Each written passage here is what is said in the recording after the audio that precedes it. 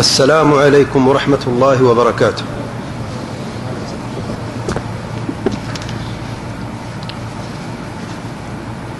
بسم الله والحمد لله والصلاة والسلام على رسول الله صلى الله عليه وعلى آله وصحبه ومن والاه. أما بعد، ارشاد باری تعالی ہے: ظهر الفساد في البر والبحر بما كسبت أيدي الناس ليذيقهم بعض الذي عملوا لعلهم يرجعون. اور نبی رحمت صلی اللہ علیہ وآلہ وسلم فرماتے ہیں: اذا تبايعتم بالعين واخذتم اذناب البقر ورضيتم بالزرع سلط الله عليكم ذلا لا ينزعه حتى ترجعوا الى دينكم. آج کی نشست کا موضوع جیسے کہ اعلان ہو چکا ہے، امت کے مسائل کا ایک حل. امت کے کیا مسائل ہیں اور ان مسائل کا کیا حل ہے؟ دو سوال ہیں، اور انشاءاللہ آج کی نشست میں قرآن اور سنت کی روشنی میں پہلے مسائل بیان کریں گے، کون سے مسائل ہیں، اور پھر ان مسائل کا حل لوگوں نے کیا کیا ہے، ہم نے ان مسائل کا حل کیا کیا ہے، اور لوگوں کے رب کی طرف سے ان سب مسائل کا کیا حل ہے، یہ جاننے کی کوشش کریں گے. درس کی ابتدا میں ایک تنبیہ ہے. ہمارے قاری ماشاءاللہ آپ نے سنا ہے، اللہ تعالیٰ کو جزائے خیر دے اور اللہ تعالیٰ کو مزید توفیق عطا فرمائے کہ اللہ تعالیٰ کی کلام کی تلاوت کرتے رہیں اور حفظ کرتے رہیں. قرآن مجید کی تلاوت اور حفظ کے ساتھ ساتھ ایک اہم بات ہے تلفظ کا ٹھیک ہونا. اور ہمارے ان بھائی سے کچھ غلطیاں ہوئی ہیں، میں اللہ تعالیٰ سے دعا کروں اللہ تعالیٰ ان کو توفیق عطا فرمائے اور ان جو چھوٹی سی غلطیاں ہوئی تلفظ میں ان کو درست کر لے اور ٹھیک کر لے. اور اس کا طریقہ یہ ہے کہ کوئی ایسا استاد دیکھ لے جو قرآن مجید کی تلاوت بہترین طریقے سے کرتا ہو، جن کے تلفظ ٹھیک ہو، ان کی شاگردی اختیار کرے اور ان سے یہ جو تلفظ ہے اللہ کو جزائے خیر دے تاکہ آپ کا تلفظ ٹھیک ہو جائے. بعض زیر زبر میں غلطی ہے، بعض تلفظ میں قاف اور کاف میں فرق ہے. تو یہ ایک چھوٹی سی. دوسری تنبیہ یہ ہے کہ پروگراموں کے آغاز میں قرآن مجید کی تلاوت کو معمول بنانا یہ بھی درست نہیں ہے.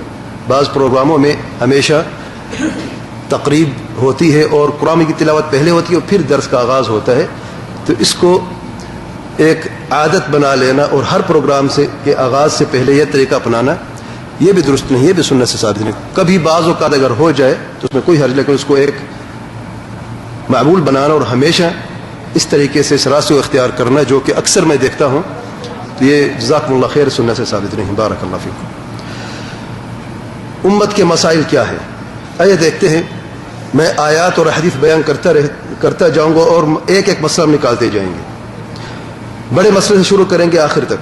اللہ تعالیٰ فرماتے ہیں: وعد اللہ الذین آمنوا منکم وعملوا الصالحات. اللہ تعالیٰ نے وعدہ کیا ہے کن کے ساتھ؟ تم میں سے مومنین کے ساتھ وعدہ کیا ہے، اور جنہوں نے عمل صالحہ کیے. کیا وعدے ہیں؟ گن لیں. 3 وعدے ہیں، لیکن شرط ایک ہے. پہلا وعدہ لَيَسْتَخْلِفَنَّهُمْ فِي الْأَرْضِ كَمَا اسْتَخْلَفَ الَّذِينَ مِنْ قَبْلِهِمْ. دین میں خلافت کا نظام قائم ہوگا، وہ خلافت جیسے کہ تم میں سے پہلے لوگوں میں خلافت موجود تھی. حق خلافت، نام کی نہیں، حقیقتاً کام والی خلافت جس پر اللہ تعالیٰ بھی راضی ہے، جس کے ماتحت عدل و انصاف اور اللہ تعالیٰ کے دین کا قیام اور اللہ تعالیٰ کی فرما برداری کا عام ہونا موجود ہو. سب سے پہلے لَيَسْتَخْلِفَنَّهُمْ فِي الْأَرْضِ. اس کا مطلب کیا ہوا کہ ایک وقت آئے گا خلافت نہیں ہوگی. سب سے پہلا مسئلہ کیا ہے امت میں کہ خلافت کا فقدان ہے. خلافت نہیں ہے. جب خلافت کا فقدان ہے تو پھر ظالم حکمرانوں کی حکومتوں کے قیام کا مسئلہ ہے. تو پہلا مسئلہ امت میں کیا ہے؟ خلافت کا فقدان اور ظالم حکمرانوں کی حکومتوں کا قیام کا مسئلہ. اسی آیت میں دوسرے نمبر پہ دوسرا وعدہ ہے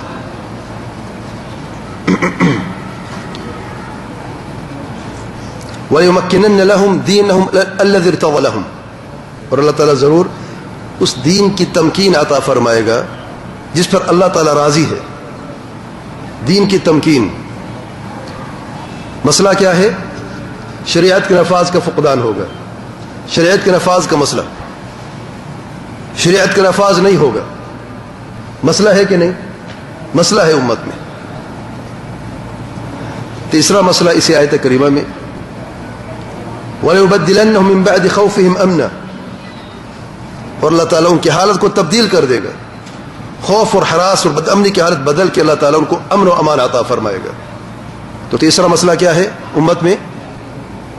خوف اور ہراس اور بد امنی کا مسئلہ ہے. بد امنی عام ہے امت میں, خوف اور ہراس ہے. یہ تین مسائل ہیں. چوتھا مسئلہ, اور یہ شرط ہے, اسی شرط پر اگر یہ شرط پوری ہو جائے تو اللہ تعالیٰ کے تین وعدے جو ہیں یہ پورے ہوں گے. اللہ تعالیٰ فرماتے ہیں یعبدوننی لا یشرکون بی شیئا, صرف میرے ہی عبادت کرے, میرے ساتھ کسی کو شریک نہ ٹھہرائے.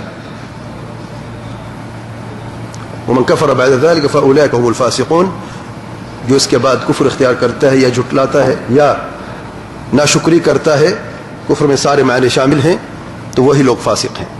چوتھا مسئلہ کیا امت میں؟ شرک کا عام ہونا. آج امت میں شرک ہے کہ نہیں ہے؟ آج مزارات قائم ہے کہ نہیں؟ قبروں کا طواف ہوتا ہے کہ نہیں ہوتا؟ غیر اللہ سے مدد مانگی جاتی ہے کہ نہیں؟ غیروں کو پکارا جاتا ہے کہ نہیں؟ یہ بھی مسئلہ ہے. اور جب توحید عبادت کا قیام ہوگا, حل بھی بتایا گیا ہے. میں حل آخر میں بتاؤں گا, لیکن یہاں پہ دیکھیں اسی آیت کریمہ میں, یہ سورت نوٹ کر لیں, سورت نور آیت نمبر 55 ہے. سورت نور آیت نمبر 55, تو اس میں 4 مسائل ہمارے سامنے آئے ہیں. 5واں مسئلہ, اللہ تعالیٰ کے پیارے پیغمبر صلی اللہ علیہ وسلم فرماتے ہیں من احدث فی امرنا هذا ما ليس منه فهو رد. سے بخاری کی روایت میں, جس نے ہمارے دین میں نئی چیز ایجاد کی جس کی دلیل دین میں نہ ہو, وہ عمل مردود ہے اور عمل کرنے والا بھی مردود ہے. فہو رد. مسئلہ کیا ہے کہ بدعت کا قیام بھی ہوگا. 5واں مسئلہ کیا ہے؟ بدعت کا عام ہونا. کیا واقعی بدعت ہوئی کہ نہ ہوئی؟ اللہ تعالیٰ کے پیارے پیغمبر صلی اللہ علیہ وسلم فرماتے ہیں صحیح بخاری کی روایت میں سحقا سحقا لمن غیر بعدی, معروف حدیث ہے, حوض کوثر والی حدیث. دور ہو جائیں وہ لوگ جنہوں نے میرے بعد میرے دین میں تبدیلی پیدا کی ہے. چھٹا مسئلہ کیا ہے؟ دین میں تبدیلی کا ہونا, بدعتوں کا عام ہونا ایک, پھر دین میں تبدیلی بھی ہے. 7واں مسئلہ ہے جب بدعت عام ہو جاتی تو پھر سنت کا فقدان ہو جاتا ہے, سنت میں کمی ہو جاتی ہے. اللہ تعالیٰ کے پیارے پیغمبر صلی اللہ علیہ وسلم فرماتے ہیں فَإِنَّهُ مَن يَعِشْ مِنكُمْ فَسَيَرَى اخْتِلَافًا كَثِيرًا فَعَلَيْكُمْ بِسُنَّتِي وَسُنَّةِ الْخُلَفَاءِ الرَّاشِدِينَ الْمَهْدِيِّينَ مِن بَعْدِي, جیسے کہ ابن ماجہ اور ترمذی کی روایت میں آیا ہے. تم میں سے جو لوگ زندہ رہیں گے تو امت میں بہت ہی زیادہ اختلاف دیکھیں گے, اختلاف کثیر. تو کیا کریں؟ فَعَلَيْكُمْ بِسُنَّتِي, میری سنت مضبوطی سے تھامے رکھنا. اختلاف کیوں ہوا؟ کیونکہ سنت چھوٹ گئی, اس لیے واپس سنت کی طرف حکم دیا ہے واپس پلٹنے کو. تو 7واں مسئلہ ہے سنت کا فقدان. 8واں مسئلہ ہے امت میں اختلاف کثیر ہونا. آج اختلاف ہے کہ نہیں؟ اختلاف عروج ہے. 9واں مسئلہ ہے اللہ تعالیٰ کے پیارے پیغمبر صلی اللہ علیہ وسلم فرماتے ہیں یہودیوں کے 71 فرقے بنے, نصارہ کے 72 فرقے بنے, میری امت کے 73 فرقے بنیں گے, سارے کے سارے جہنم میں سوائے ایک فرقے کے. عرض کیا گیا اے اللہ کے رسول صلی اللہ علیہ وسلم یہ کون سا فرقہ ہے؟ اللہ تعالیٰ کے پیارے پیغمبر صلی اللہ علیہ وسلم فرماتے ہیں جس پر میں اور میرے صحابہ ہیں, یہ وہ فرقہ ہے. تو 8ویں نمبر پہ امت میں تفرقے ہو جانا اور امت میں فرقہ بندیاں بن جانا, یہ مسئلہ ہے. 9واں مسئلہ ہے سبیل المؤمنین کو چھوڑنا, صحیح راستے سے ہٹ جانا, علما علیہ واصحابی کو چھوڑ دینا. یہ بھی ایک مسئلہ ہے جو ہمیں نظر نہیں آتا, جو اکثر لوگوں کو نظر نہیں آتا. امت کے مسائل میں سے ایک یہ بھی مسئلہ ہے. تفرقے کی بنیادی وجہ کیا ہے؟ یہی بنیادی وجہ ہے. امت کے 73 فرقے بنیں گے, 72 جہنم میں کیوں جا رہے ہیں؟ کیا یہود و نصارہ ہیں یا آپ صلی اللہ علیہ وسلم کے امتی ہیں؟ مسلمان ہیں کہ نہیں؟ کلمہ پڑھنے والے ہیں, قرآن مجید کی تلاوت کرنے والے ہیں, حدیث رسول صلی اللہ علیہ وسلم کا ذکر کرنے والے ہیں, لیکن تفرقے کیوں ہیں؟ آج امت میں فرقے دیکھ لو جو بنے ہیں, سب قرآن حدیث کی بات کرتے کہ نہیں کرتے, لیکن مسئلہ کیا ہے؟ پھر کیوں جہنم کی طرف جا رہے ہیں؟ علما انا علیہ قرآن اور سنت وحی ہے, وہ اصحابی قرآن اور سنت سمجھنے کا صحیح طریقہ ہے, جس سے قرآن اور سنت کو, قرآن اور حدیث کو صحابہ کرام کی سمجھ کے مطابق سمجھا, تب تو اس نے نجات حاصل کی جہنم کے عذاب سے. اور اسی حدیث مبارکہ سے علماء نے یہ نام نکالا اہل سنت والجماعت کا الفرقۃ الناجیہ, نجات حاصل کرنے والا فرقہ. کس حدیث میں ہے؟ اسی حدیث میں ہے. فرقہ کہاں سے آیا؟ 73 فرقے ہیں, ایک فرقہ جنت میں جائے گا. فرقہ ہے کہ نہیں؟ پھر جہنم کی آگ سے نجات حاصل کرنے والا ہے کہ نہیں؟ تو نام کیا بنا؟ الفرقۃ الناجیہ, اسی حدیث مبارکہ سے.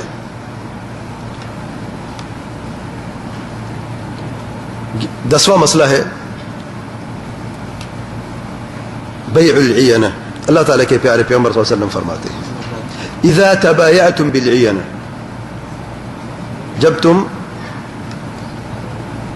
اپنی تجارت میں بیع العینہ کے پیچھے لگو گے.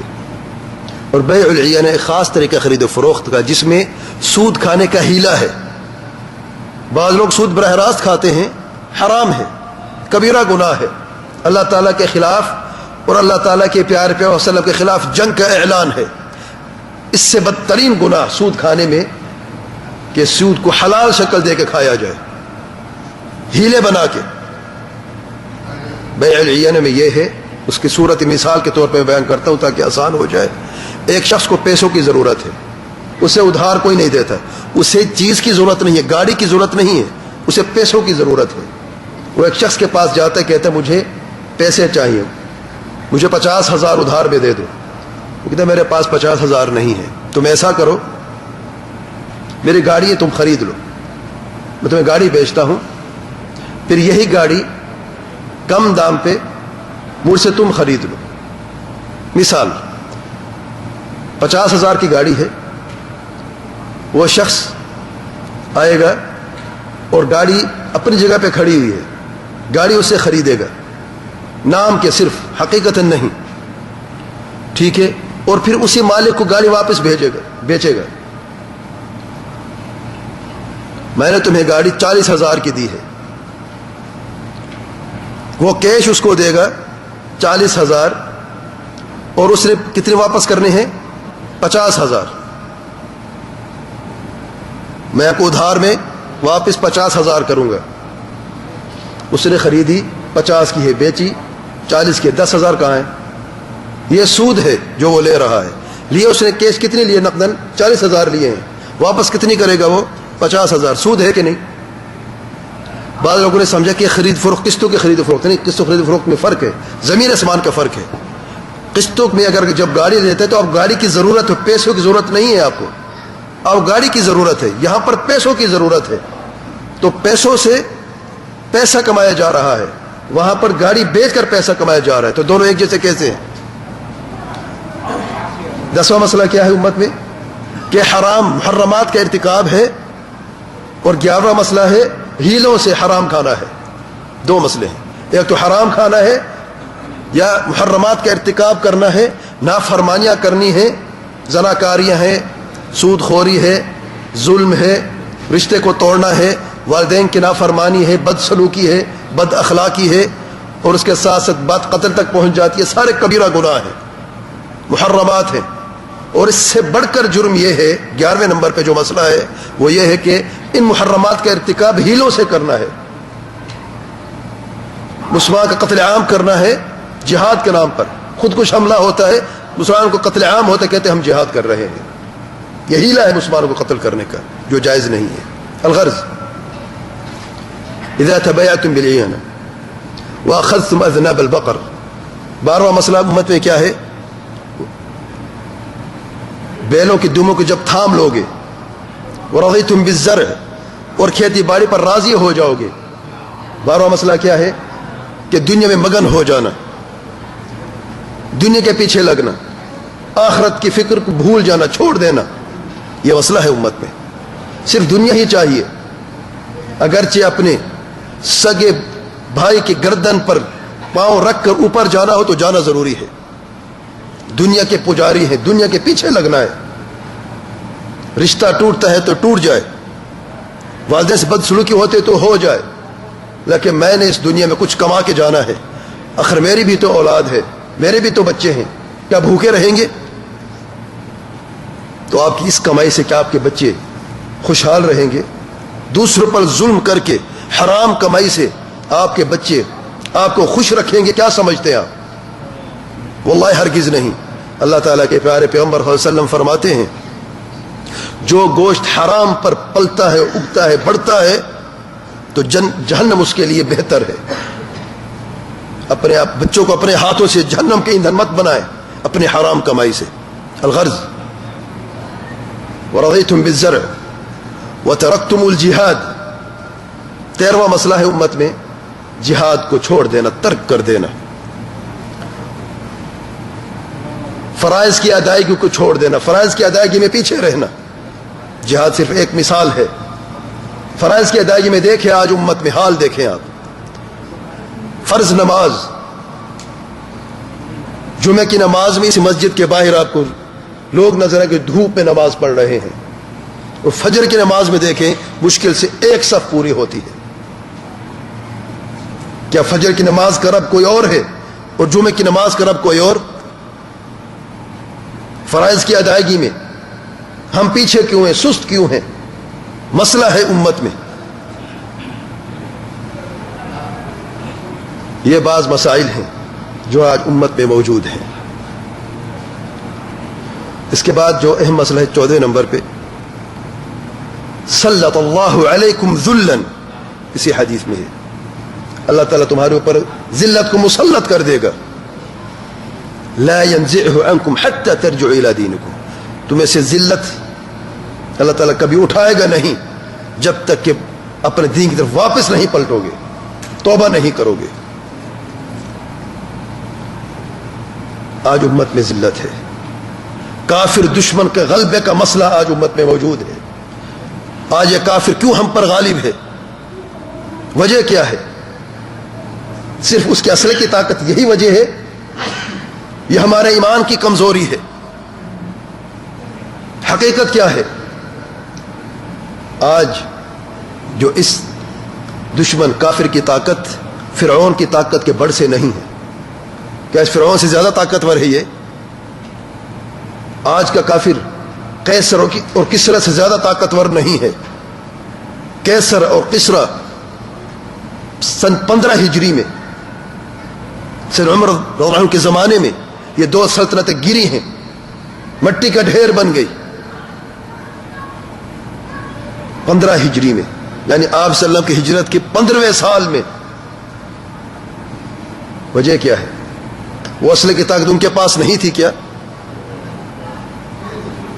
مومنوں کا ایمان مضبوط تھا. یہ مسائل سارے موجود نہیں تھے. ان مسائل کا ایک ہی حل جو میں بیان کروں گا اس پر عمل کرنے والے تھے.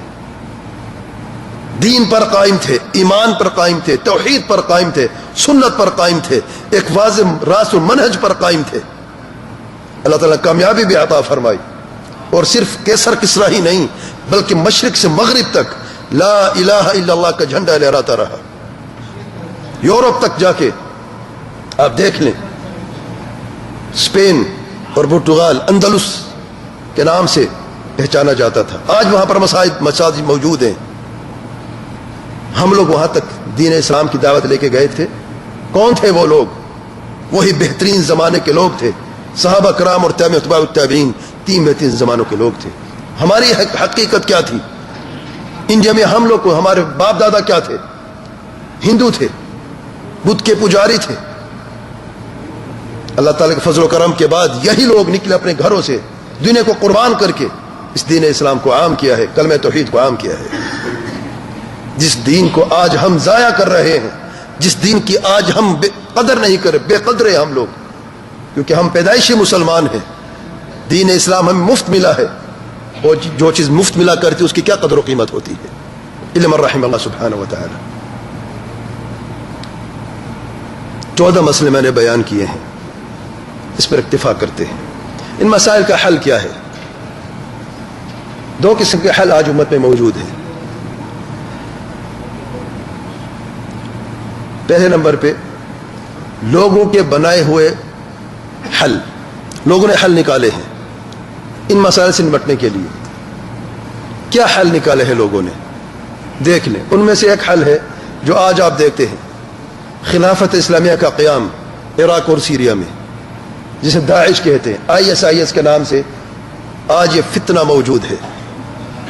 کہتے ہیں ہم خلافت کا قیام کریں گے، اور کر بھی چکے ہیں. اب سارے مسلمانوں پر فرض ہے کہ وہ ہمارے ماتحت آ جائیں. قیام کیسے ہوا؟ مسلمانوں قتل عام سے یہ قیام ہوا ہے. اس خلافت کا جس کو نام یہ خلافت دے رہے ہیں، مسلمانوں کو قتل کر کے یہ لوگ آئے ہیں. ان کی حقیقت کیا ہے؟ وہ بکر بغدادی کون ہے؟ یہ شخص القاعدہ کا بندہ ہے. اس کا استاد ابو مصعب ہے. ابو مصعب زرقاوی معروف ہے. کون ابو مصعب زرقاوی ہے؟ اسے بن لادن نے بھیجا تھا اور عراق پر اسے لیڈر بنایا تھا، قائد بنایا تھا القاعدہ کا. وہاں پر اس نے قتل عام کیا. اس کا شاگرد ہے ابو بکر البغدادی، جو آج خلیفہ بنا بیٹھا ہے. مسلمانوں کے خون سے ان کے ہاتھ رنگے ہیں. کیا خلافت کا قیام ایسے ہوتا ہے؟ خلافت کے قیام میں میں پہلے بھی عرض کر چکا ہوں، کون سی خلافت ہوگی؟ جیسے کہ تم سے پہلے لوگوں میں خلافت تھی، عدل و انصاف والی، عزت والی، جس میں مسلمانوں کی جان، عزت اور خون محفوظ ہو، ضائع نہ ہو. یہ لوگ نکلے ہیں خلافت کے قیام کے لیے. رزلٹ کیا، نتیجہ کیا نکلا؟ میرے بھائی واللہ تعجب کی بات ہے. واللہ رونگٹے کھڑے ہو جاتے ہیں ایسے لوگوں پر. پوچھتے ہیں ٹرک ڈرائیوروں سے، ان کو روک کے پوچھتے ہیں فجر کی نماز کتنی رکعت ہے بتاؤ. جواب نہیں آتا. بے دردی سے قتل کرتے ہیں. یہ نہیں کہ فوراً گولی مارنی ہے، پہلے پاؤں پہ گولی مارتے، پھر کمر پہ گولی، پھر سر پہ گولی مارتے ہیں. یہ خلافت کا قیام ہے؟ ایسے تعلیم دی جاتی ہے نماز کی. آپ کے ہاتھ میں کلاشن کوف ہے، اگر اس کا نام بھی پوچھتے ہو نام بھی بھول جاتا بیچارہ. آپ کے سامنے کوئی شخص آپ سے سوال کرے، اس کے ہاتھ میں اسلحہ ہو اور تمہیں قتل کرنے کی دھمکی دے، آپ کی عقل کام کرے گی؟ بتائیں گے آپ کا نام کیا ہے؟ اس سے پوچھتے فجر کتنی نماز، کتنی رکعت ہے؟ کوئی بیچارے نے کہا 3 رکعت ہے، کسی نے 4 کہی، کسی نے 5 کہی. اس نے کہا اچھا. دوسرے کو بلا کے دیکھو، یہ نہیں پتا فجر کی کتنی رکعت ہے. اور بڑی بے درد سے کو وہاں پہ تینوں کو قتل کر دیا گیا. خلافت اسلامیہ، پیچھے جھنڈے میں لکھا ہے لا الہ الا اللہ محمد الرسول اللہ، ان للہ و انا الیہ راجعون. ہم کہتے کافر ہمارے دشمن ہیں، وہ دعوت توحید کے مخالف ہیں، وہ قرآن کو جلانا چاہتے ہیں. کیوں جلانا چاہتے قرآن مجید کو؟ جب ایسے لوگ آئیں گے اور کلمہ توحید کے جھنڈوں کے پیچھے ہوگا، ویڈیو بھی بن رہی ہے ان کی، قتل بھی کر رہے ہیں ان لوگوں کو، تو پھر کافر دشمن کیا سمجھے گا؟ یہ تعلیمات دین اسلام کی ہے کہ نہیں؟ یہ تعلیم قرآن مجید کی ہے کہ نہیں؟ کیا یہ دین ہے ہمارا؟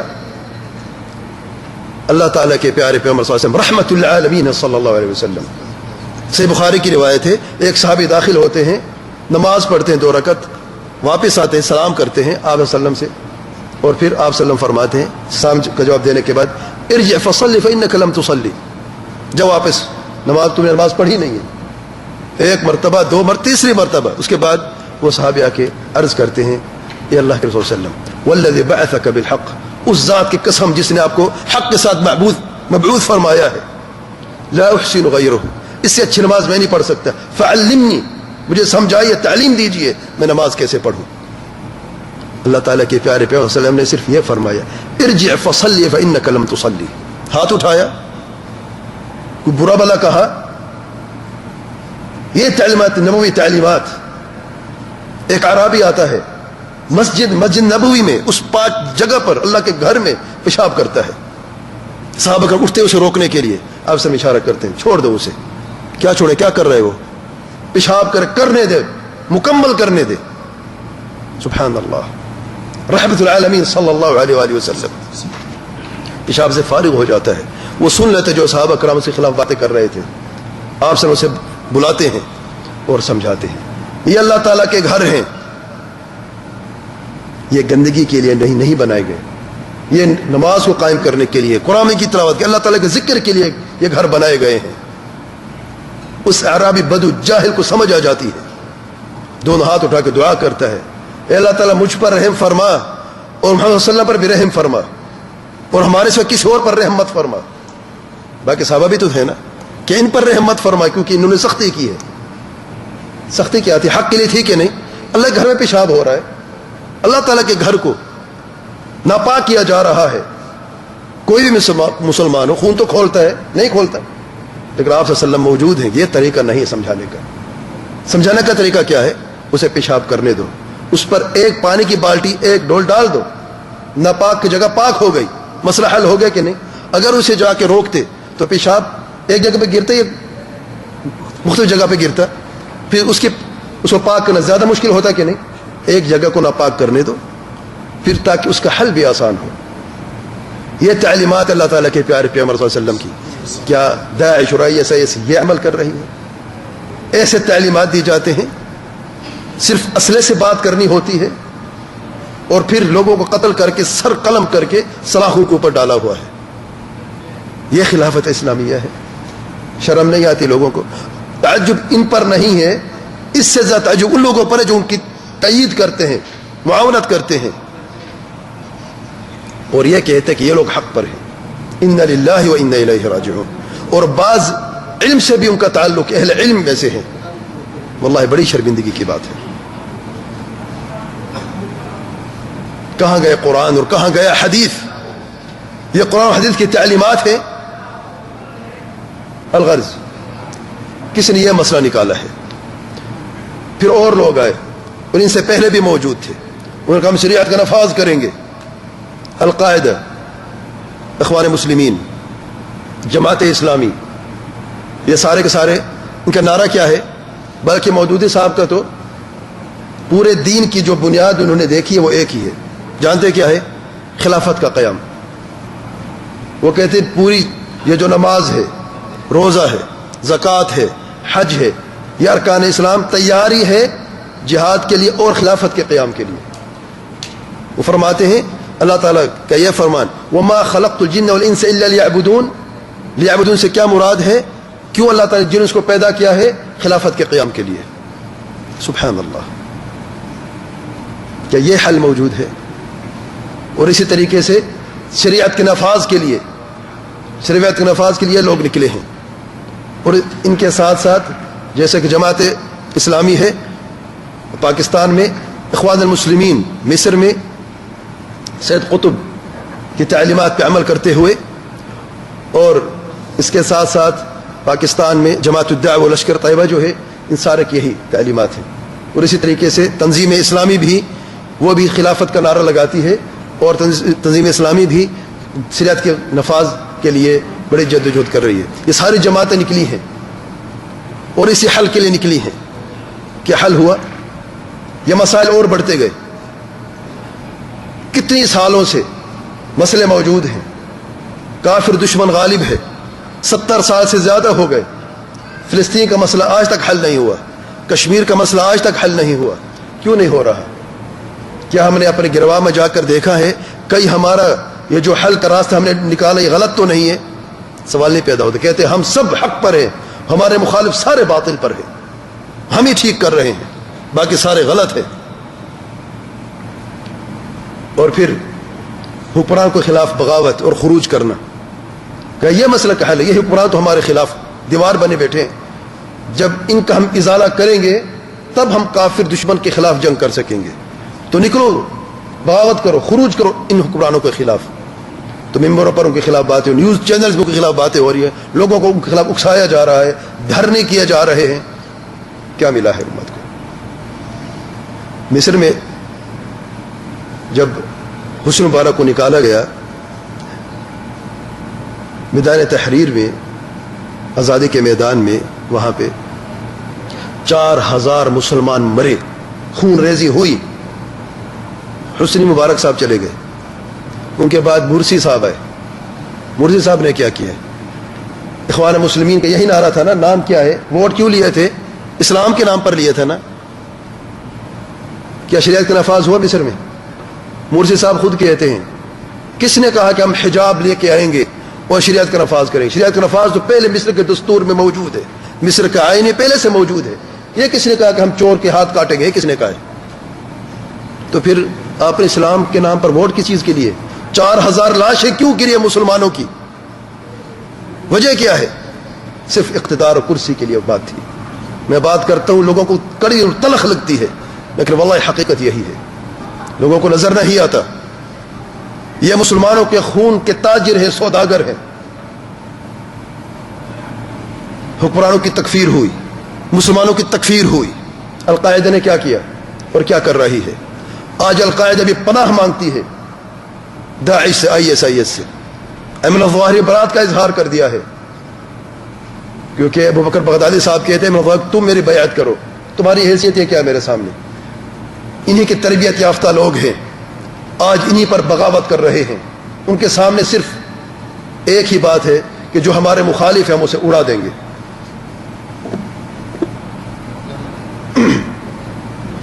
لوگوں نے اور مسئلے کے حل ڈھونڈنے کی کوشش کی ہے، خود کش حملے کا راستہ اختیار کیا ہے، اور اپنے سینے سے نہیں، ہمارے جوان بچوں کے سینے سے خود بیٹھے ہیں، تقریروں کے لیے وہ تیار ہیں. اپنے بچے، ان کو نہ خود کو جنت کی ضرورت ہے نہ ان کو بچوں کو جنت کی ضرورت ہے.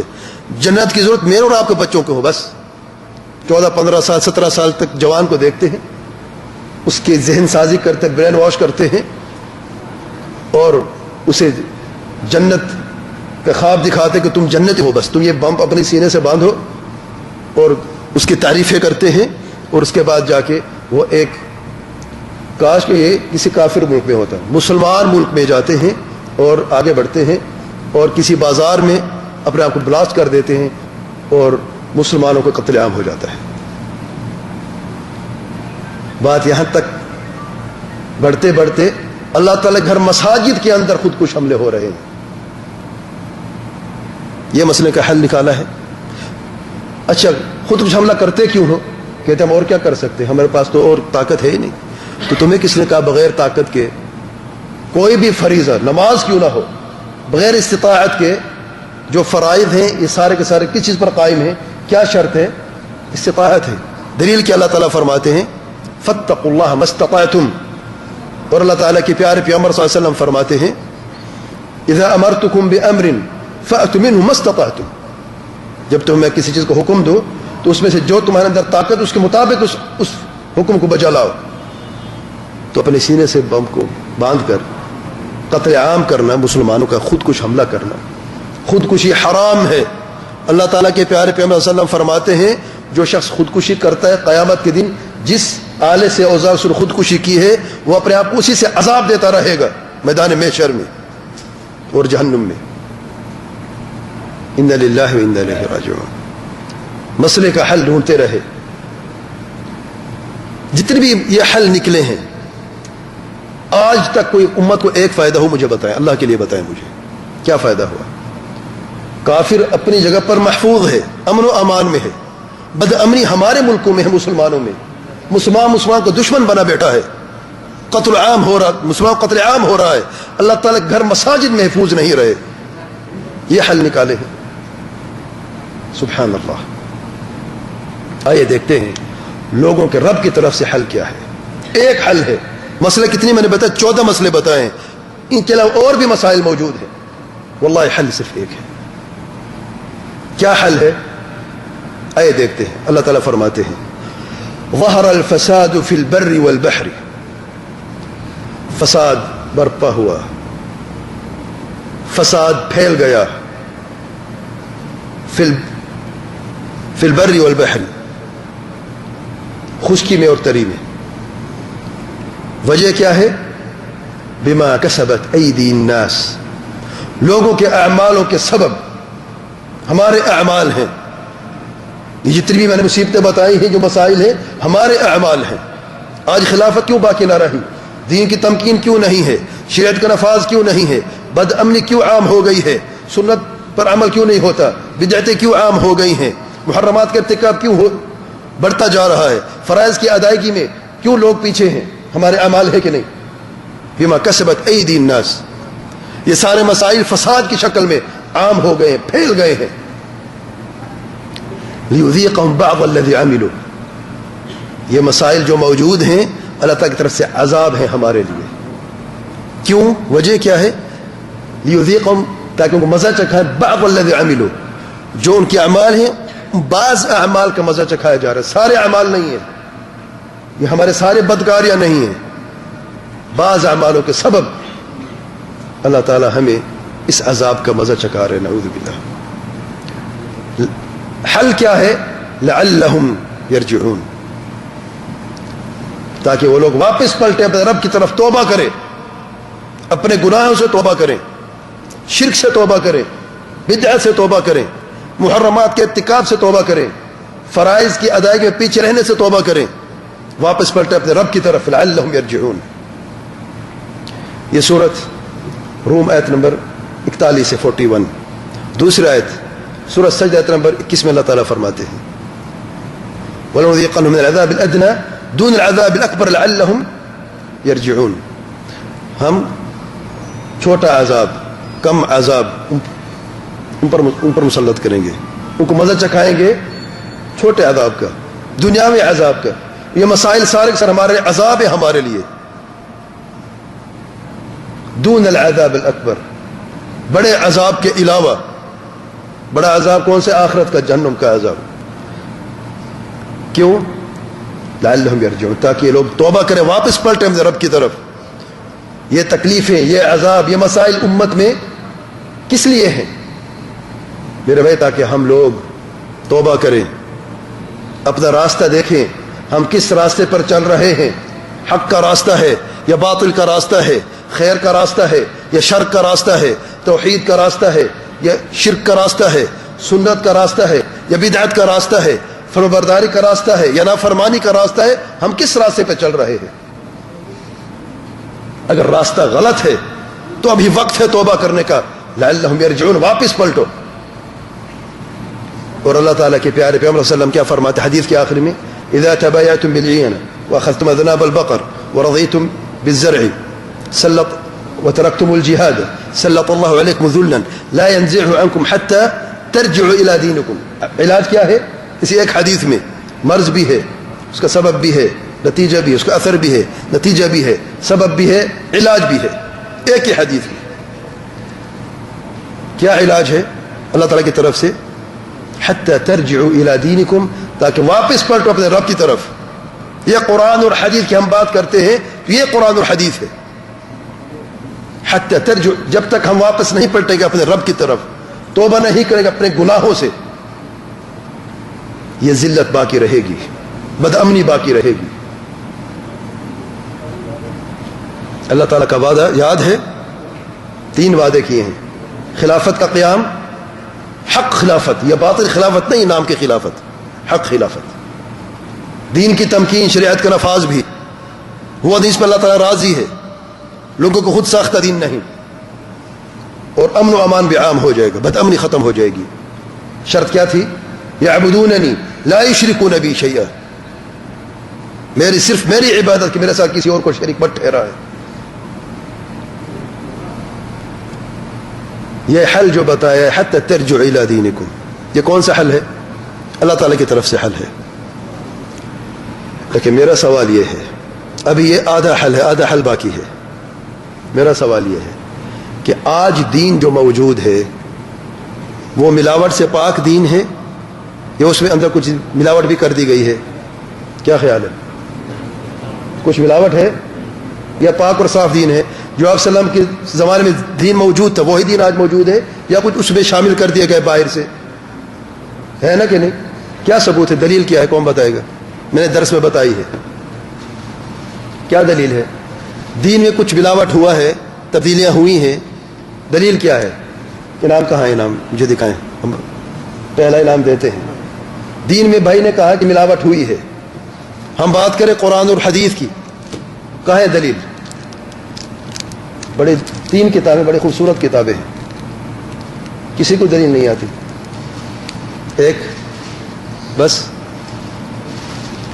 دین میں ملاوٹ ہوئی ہے، شریعت میں جو آج شریعت موجود ہے ملاوٹ سے پاک ہے؟ نہیں. بھائی نے جواب صحیح دیا ہے کہ ملاوٹ ہوئی ہے.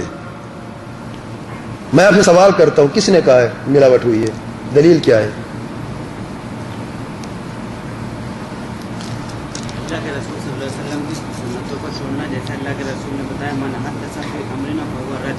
سلف صالحین کے فہم کو چھوڑنا، اس لیے دین ملا. نہیں، یہ تو ٹھیک ہے، من احدث فی امرنا ما ليس منه فهو رد، حدیث تو ٹھیک ہے، لیکن یہ حدیث یہ ہے کہ جو بھی نئی چیز ایجاد کرے گا، کیا ایجاد ہوئی ہے؟ صحیح بخاری کی روایت میں نے بتائی تھی اور ہنٹ دیتا ہوں، ہنٹ دوں تو جواب مل جائے گا. ہاں وہ تو بتا دیا ہے نا، جو بھی نئی چیز ایجاد کرے گا وہ مردود ہے. لیکن کیا واقعی ایجاد ہوئی کہ نہ ہوئی؟ کوئی کہے گا نہیں ایجاد ہوئی. ابھی اگلے زمانے، ہمارے زمانے میں نہیں ہے، ہو سکتا اگلے زمانے میں. میں کہ ہمارے زمانے میں ملاوٹ ہو چکی ہے، اس زمانے میں. میں نے صحیح جواب دیا ہے. جی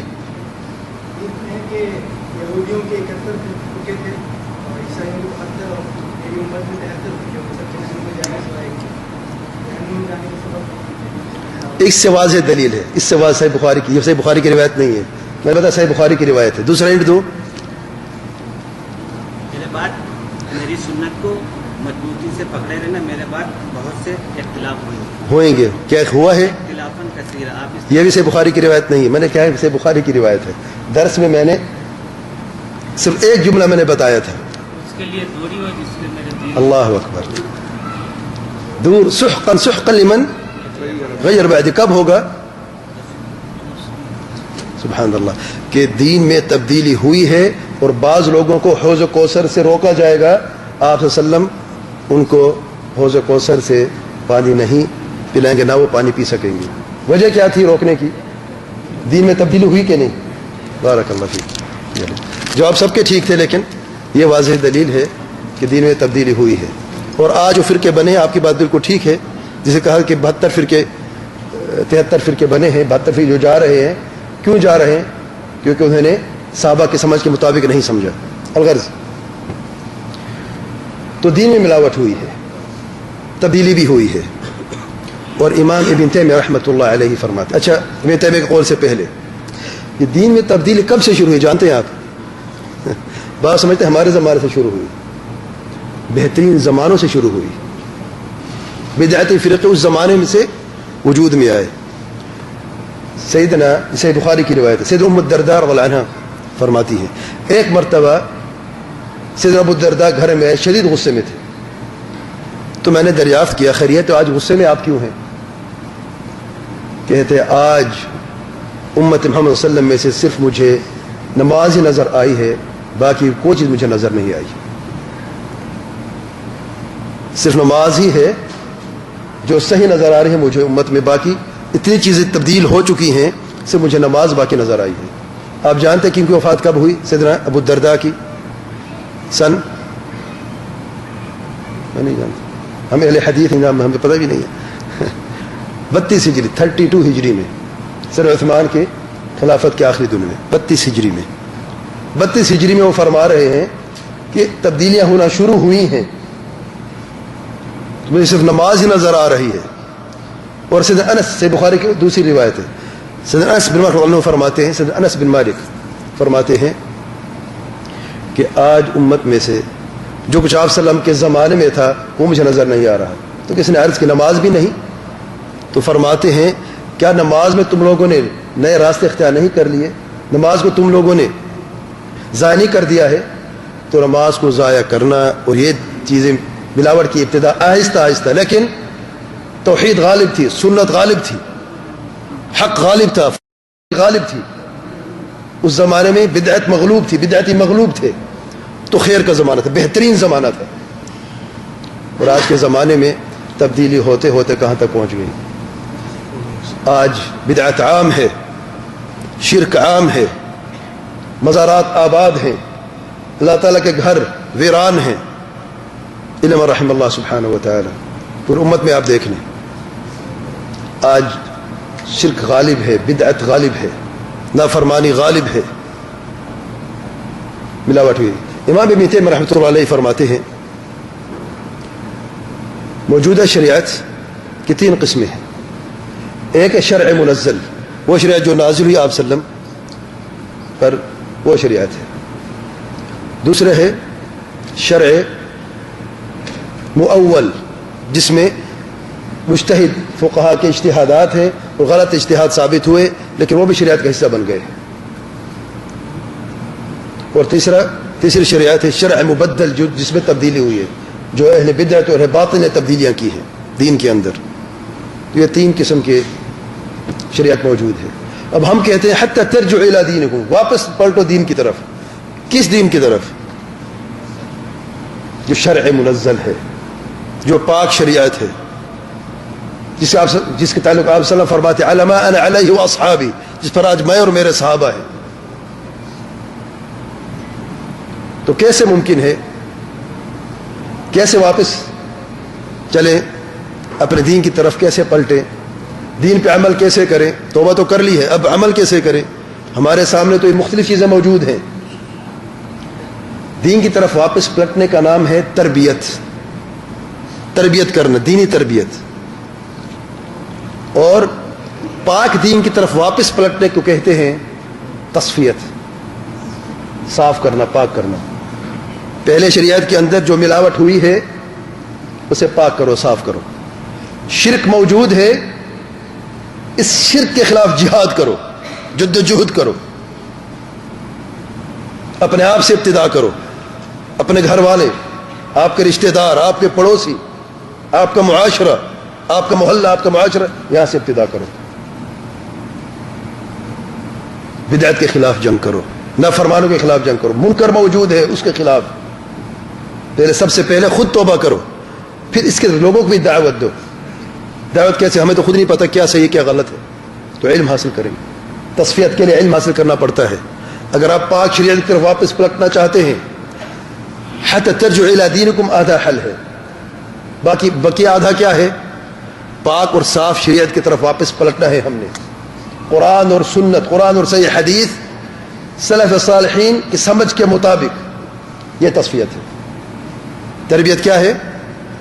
دین کی طرف واپس پلٹنے سے کیا کہتے ہیں؟ دینی تربیت، قرآن اور حدیث کی تربیت۔ لیکن یہ ادھورا حل ہے، کیونکہ قرآن حدیث کی بات، یہ 72 فرقے سارے کرے جو جہنم کی طرف جا رہے ہیں، حقیقت ہے کہ نہیں؟ تو پھر مکمل حل کیا ہے؟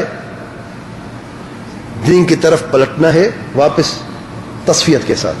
تصفیت کیا ہے؟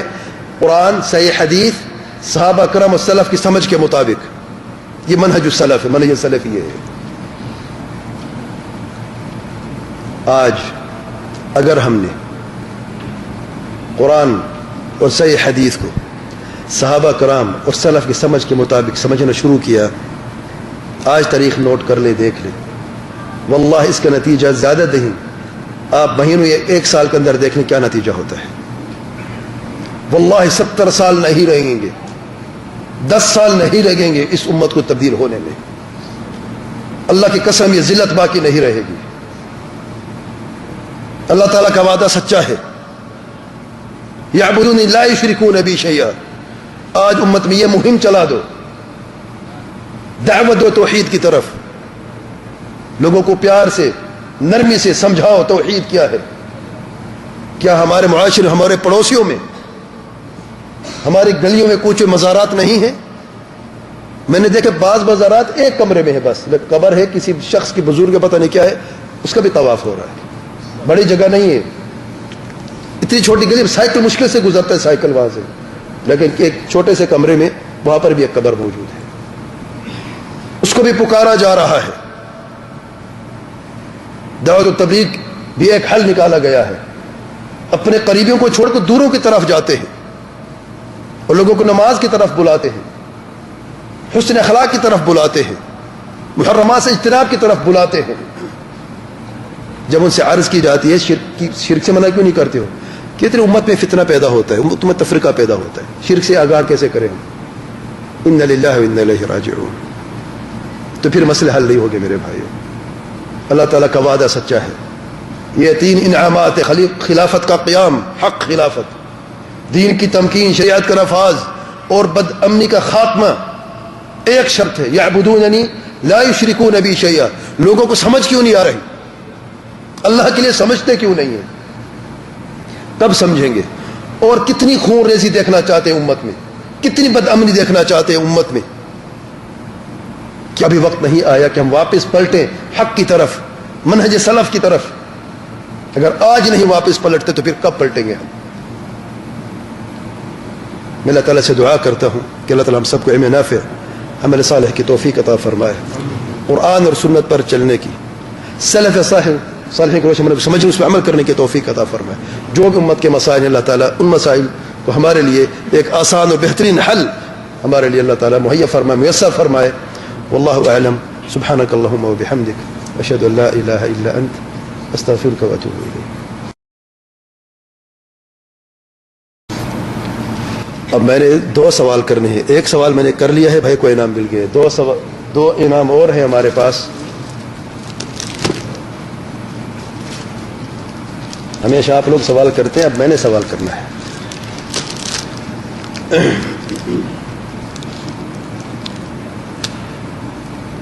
سب سے آخری بات سے سوال کا آغاز کرتے ہیں, کیونکہ آخری بات تازہ ہوتی ہے نا, یاد رہتی ہے. تربیت اور تصفیت میں کیا فرق ہے؟ تربیت کیا ہے اور تصفیت کیا ہے, اور تصفیت کیوں ضروری ہے؟ چلو یہ بتا دو اور یہ انعام لے لو. میری بات سمجھ آئی ہے کہ نہیں آئی ہے؟ سچ مجھے بتاؤ. میں نے بات جو کی ہے قرآن و حدیث کی بات کی ہے. قرآن کی آیات تھی, احادیث سے کوئی اور بات بھی تھی. 2 آثار تھے, سید ابو الدرداء, سید انس بن مالک, اور ایک امام ابن تیمیہ کا قول تھا. باقی آیات اور حدیث تھی نا ساری. الحمدللہ. سمجھ آئی کہ نہیں آئی؟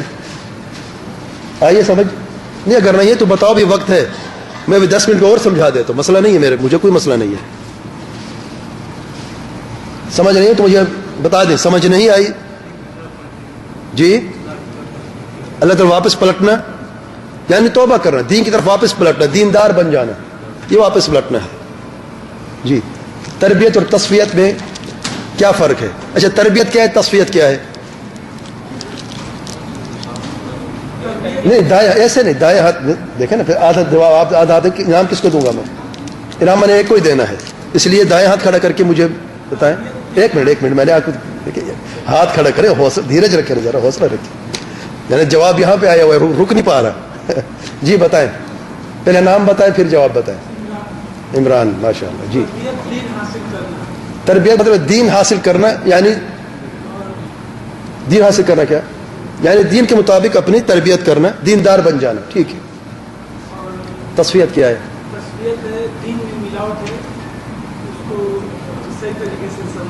اس کو صحیح طریقے سے نہیں تو ٹھیک ہے. یعنی تصفیت کیا؟ تصفیت کرنا صفائی سے, صفائی کرنا. کسی کی صفائی کرنی ہے؟ ملاوٹ سے, بدعت ہے, شرک ہے, بدعات ہے, خرافات ہے, ان کو صاف کرنا ہے. اسے کہتے ہیں تصفیت. 2 لفظوں میں تصفیت کیا کیسے ممکن ہے؟ اب یہ تو بتا دیا ہے نا, تصفیت کرنی ہے. ٹھیک ہے, آپ کا آدھا انعام ہو چکا ہے, آدھا باقی ہے. 2 لفظ یہ بتائیں تصفیت پر عمل کیسے کریں. میں نے بتایا 1 پلس, ہاں بارک اللہ, قرآن, صحیح حدیث, صحابہ اور سمجھ کے سلف کے سمجھ کے مطابق. جزاک اللہ. عمران بھائی آپ کا تحفہ, جزاک اللہ خیر, بارک اللہ فیک.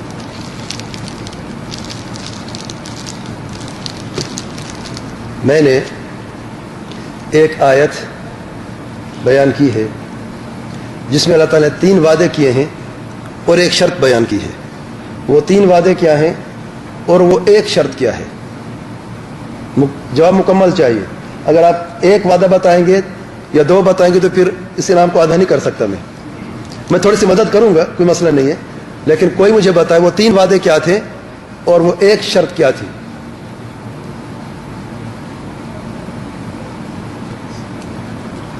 دیکھیں شرم آ رہی ہے جواب دینے میں. آپ تو نہیں، 1 منٹ سوال ایک بار اور.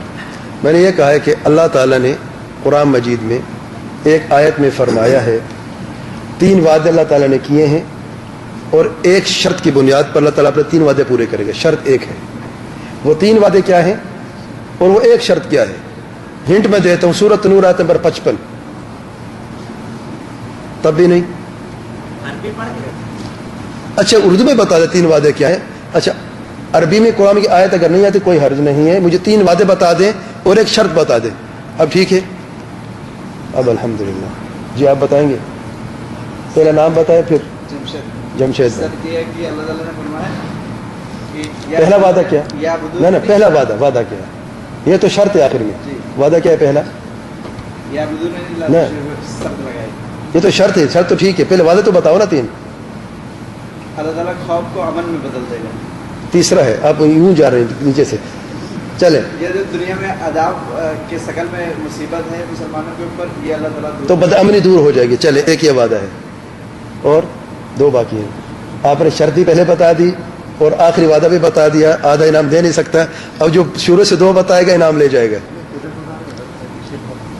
کہاں ہے پیچھے؟ وہ آخر والے ادھر والے. آپ اتنی دور بیٹھے ہیں، آواز ادھر سے پہنچا سکتے ہیں؟ آواز تو بتائیں، جواب دیں. آگے نہ آئے ادھر سے. نہیں آگے نہ آئے، ادھر خود بیٹھے نا. اب ادھر سے مجھے بتائیں. نمبر 1 خلافت کا قیام ہوگا. کون سی خلافت؟ حق خلافت. ٹھیک ہے، پہلا وعدہ. دوسرا وعدہ جی میں نے کہا 3 کی سر بلندی. میں نے کیا کہا؟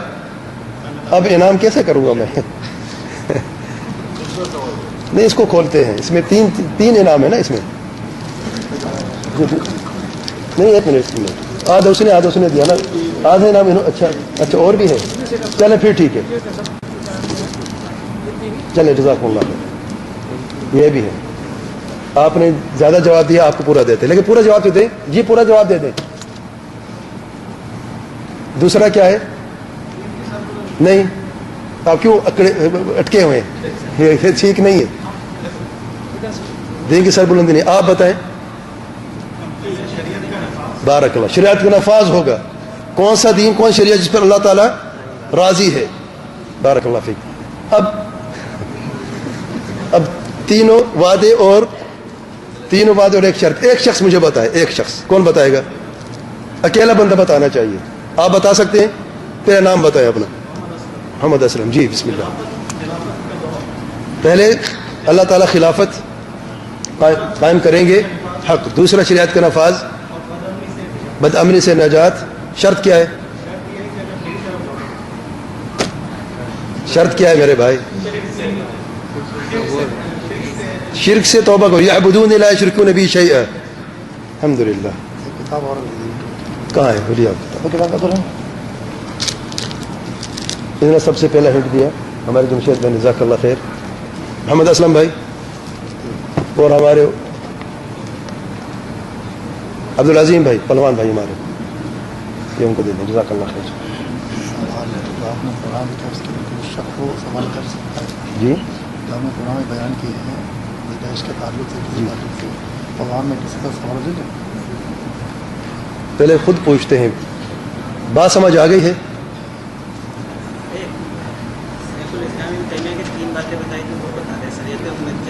میں بتاؤں؟ یہ میں نے پوچھنا تھا.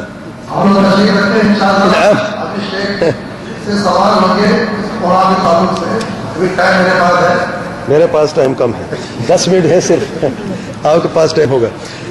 بھائی نے مجھ سے سوال کیا، میں آپ کو سوال کرتا ہوں. یہ انعام بھی ہے اس کے لیے. بھائی مجھے سوال کر رہے ہیں کہ شیخ ابن تیمیہ رحمۃ اللہ علیہ نے شریعت کی 3 قسمیں بتائی ہیں، کون سی ہیں؟ میں بتاؤں؟ میں نے بتائی ہے کہ نہیں؟ سمجھائی ہے نا. اب ابھی بھی میں بتاؤں؟ کون بتائے گا؟ یہ نام لے لیں. سنیں جواب. آپ بتائیں گے؟ آپ کا نام؟ محمد علمان. ماشاء اللہ نیا نام ہے ماشاء اللہ. شریعت منزلہ بتائیں. منزلہ کیا ہے؟ جو اللہ تعالیٰ کی طرف سے نازل ہوئی وحی، قرآن اور صحیح حدیث، یہ منزل ہے. دوسری شریعت مؤولہ. مؤولہ کون سی؟ تعویل شدہ شریعت، جو علماء کے غلط اجتہادات ہیں. عالم ہے، مجتہد ہے، اجتہادی غلطی ہوئی، عالم جرمدار ہے نہیں، اس کو ایک اجر ملے گا جیسا آپ صلی اللہ علیہ وسلم نے فرمایا.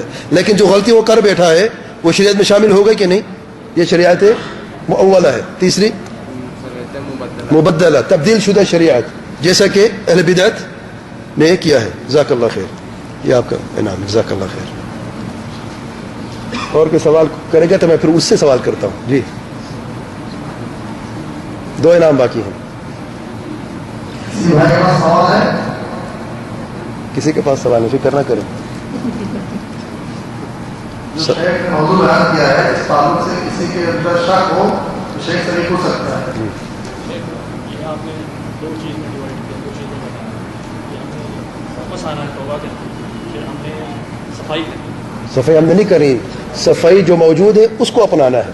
اس کو اپنانا ہے. کون سی صفائی موجود ہے؟ قرآن سے، حدیث اور فہم سلف یہ موجود ہے. ٹھیک ہے، اس کی طرف ہم نے پلٹنا ہے. اب اس کا علم ہم کیسے لیں؟ میں جیسا کہ مجھے اس کا علم لے اور میں کیسے لوں اس کو؟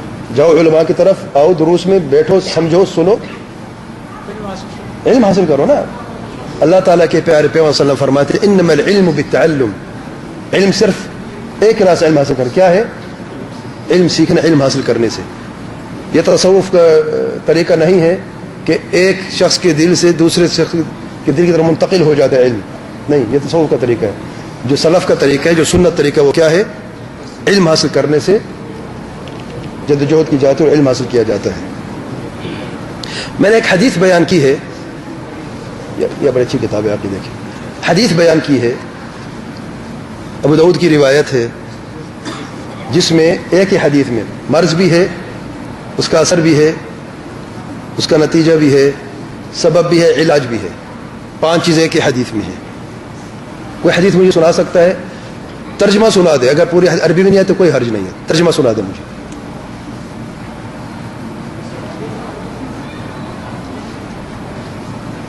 ترجمہ بھی نہیں آتا، مفہوم سے مجھے بتا دے. وہ کون سی مرض ہے؟ مرض کیا ہے؟ جی 1 منٹ، ادھر کو بتانا چاہتے ہیں. جی آپ بتائیں. اس میں سب سے پہلے ہے کہ ہیلوں کے ذریعے محرمات پر ارتکاب کرنا ہے. ہیلوں کے ذریعے محرمات کا ارتکاب. اذا تبیعتم بالعینہ، ایک تو حرام کھاتے ہیں براہ راست، حرام ہے. اس سے بڑھ کر جرم کیا ہے؟ حرام کھانے ہیلوں سے. ہیلا کیا ہوتا ہے؟ اسے ایک اچھی شکل دے کر کہ سود کھانے، سود کو کہتے ہیں فائدہ ہے، شراب کو کہتے ہیں آب حیات ہے. شراب آب حیات ہے یا آب موت ہے. جی دوسرا جو ہے دنیا کے پیچھے پڑنا آخر کا بلا دینا. پہلی مرض یہ ہے کہ ہیلوں سے محرمات کا ارتکاب. دوسری مرض کیا ہے؟ کہ دنیا کے پیچھے لگ جانا اور آخرت کی فکر بھول جانا. ٹھیک ہے، جہاد کو چھوڑ دینا. یہ نتیجہ ہے. جہاد کب چھوٹا ہے؟ جب ہم نے نافرمانیاں کی ہیں، جب دنیا میں مگن ہوئے ہیں، جب محرمات کے ارتکاب ہم نے کیا ہے، تو فرائض کی ادائیگی بھی ہم سے چھوٹ گئی ہے.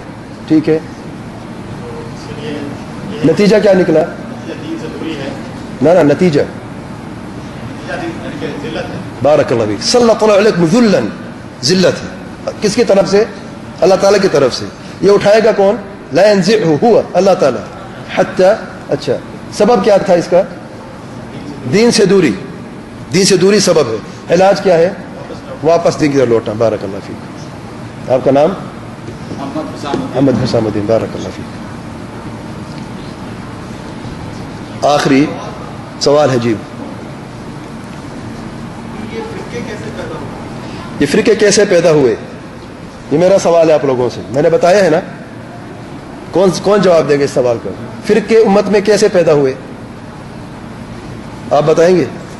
نام کیا ہے؟ عبدالسمیع. جی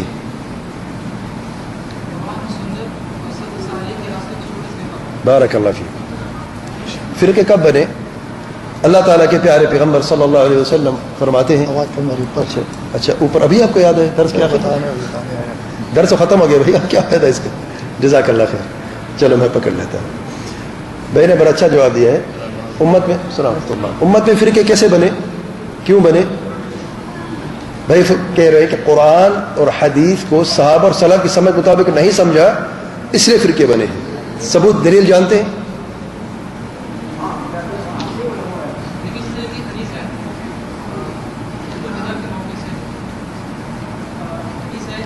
میں نے بیان کی ہے درس میں فکر نہ کریں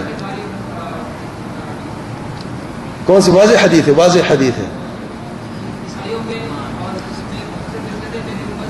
یہودیوں کے 71 فرقے بنے نصارہ کے 72 فرقے بنے میری امت کے 73 فرقے بنیں گے سارے کے سارے جہنم میں سوائے ایک فرقے کے کون سا فرقہ ہے جس پر میں اور میرے صحابہ علیہ وسلم فرماتے ہیں جس پر میں سے کیا مراد ہے وحی کیا ہے قرآن و صحیح حدیث وہ اصحابی سے کیا مراد ہے صحابہ کرام کی سمجھ قرآن حدیث کی جزاک اللہ خیر بارک اللہ فیک سمجھ آئی جواب کی بارک اللہ فیک کوئی اور سوال ہے کسی کا سمجھ آگے بات کی جزاکم اللہ خیر سبحانک اللہم و بحمدک اشہد ان لا الہ الا انت استغفرک و اتوب الیک